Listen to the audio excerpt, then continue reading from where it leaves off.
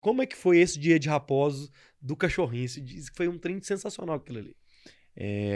A questão de enchentes e inundações, aqui em Minas Gerais, a gente vivencia nesse cenário o tempo todo, Hã. porque, para além de todos os problemas relacionados às questões de vulnerabilidade social, que às vezes acabam gerando um uso e ocupação de um solo ali que não é para ser ocupado, que às vezes fica no local ali que está numa cara de Aham. rio, a gente sabe desse problema social, desse problema político, né? Social e estrutural, né, cara? Exatamente, existe toda a questão política, Hã. existe também uma questão muito relacionada ao relevo do nosso estado, porque como Hum. a gente tem um relevo, né, que é muito caracterizado, né, muito montanhoso, a gente tem fluxos de água que eles acabam gerando nessas confluências, e aí de uma hora para outra, às vezes você tem um lugar inundado de uma forma muito mais rápida do que você observa em outros locais.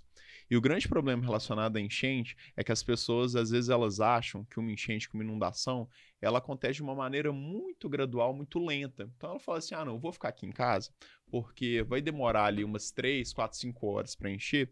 Se eu ver que o negócio tá pegando mesmo, aí eu saio. Nossa. Só que a grande questão, quando a gente está falando, né, dessa elevação do nível de água, às vezes aqui a gente está, né, por exemplo, aqui próximo da Bernardo Vasconcelos, às vezes para Bernardo Vasconcelos, você tá vendo o chão ali, vendo o asfalto, para ela ficar completamente intransitável, começar a arrastar carro de água, às vezes o tempo decorrido, a gente tem filmagem disso, às vezes é de 4, 5 minutos e meio.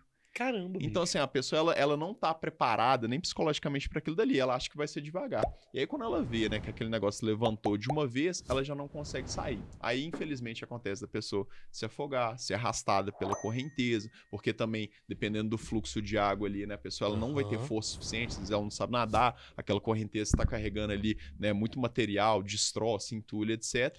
E além também, como a gente tem as galerias, né, afetadas, muitas vezes tem tampa de bueiro aberta, tem toda Aham. aquela situação, tem os movimentos de massa, desabamentos associados.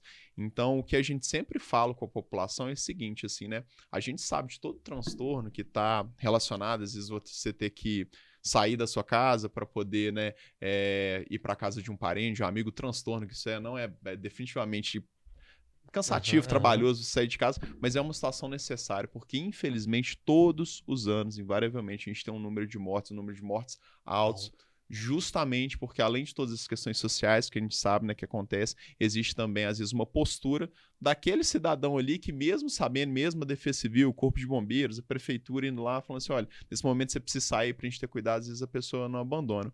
E o que às vezes, né, entristece muito a gente, né? Eu digo no aspecto pessoal de cada bombeiro, é que muitas vezes você vê a pessoa ali que ela já tem tão pouco, ela perdendo tudo que ela construiu ali numa situação de uma enchente, né? E enchente ela gera um trabalho, porque além de destruir os móveis, depois o pessoal tem um trabalho de ter que retirar aquilo dali, Nossa. de ter que fazer limpeza com água sanitária para não dar mofo. Você que tem família Aham. em Raposa, você deve ter observado isso, Aham. a quantidade, né, de lama que foi carreada ali para dentro da cidade, as pessoas tendo que limpar tudo aquilo dali. Então é realmente algo, uma coisa muito que mexe muito com a gente. É. No caso E o lá, dog, o no, no dogzinho? caso lá do cachorro, a gente naquele dia estava fazendo o transporte de pessoas que estavam ilhadas, devido à característica lá de Raposo, quando encheu, muitas pessoas elas ficaram presas dentro dos seus bairros, porque a gente tem a passagem ali daquele rio, aquela ponte ali ficou intransitável, então o pessoal não conseguia passar para o outro lado. E tinha parte da estrutura ali da cidade, posto de saúde, de algumas questões, de ir para outras cidades, o pessoal não estava conseguindo fazer Hã. isso, eles estavam presos dentro das suas casas. E aí a gente estava fazendo transporte, por exemplo, tinha gente que precisava ser levado para o posto de saúde, tinha gente que estava com problema, tinha gente que precisava de remédio, a gente começou a fazer todo esse apoio. Num desses momentos que a gente estava passando para fazer essa travessia, para buscar mais gente, inclusive era uma pessoa que estava acamada, na hora que eu estava passando assim, estava junto com uma equipe, tinha um cachorro que ele estava no teto de era uma loja e uma casa do lado. Aí a gente foi se aproximar daquele cachorro, o cachorro ali, ele tava muito arredio, e aí ele foi entrando para a direção daquele local onde a gente estava, e quando a gente viu, na verdade, eram dois cães.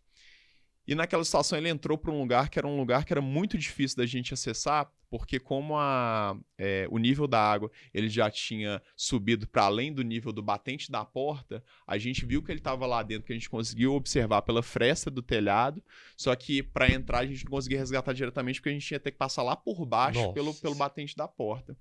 E é aquela situação toda e Nossa. tal.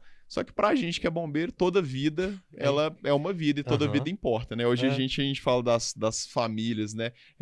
Estendidas, né? Expandidas e, assim, pra quem tem cachorro, eu tenho um cachorro, né? A gente sabe o tanto que isso Uhum. faz toda a diferença pra gente. E aí a gente parou o barco, fomos lá pra dentro, tava uma situação muito complicada, porque a gente tinha a rede de alta tensão, de média tensão, ela não tinha sido desligada, porque como ele era uma rede de passagem, Caramba. você ia fazer com que metade da cidade perdesse energia. E se você passa ali, se você encosta ali numa rede de média tensão, são 45 kV. Você vai acordar no colo de Deus, entendeu? Não vai dar nem tempo de sentir dor. E correnteza e toda, a gente tava com muito caramujo, risco de cistosomose.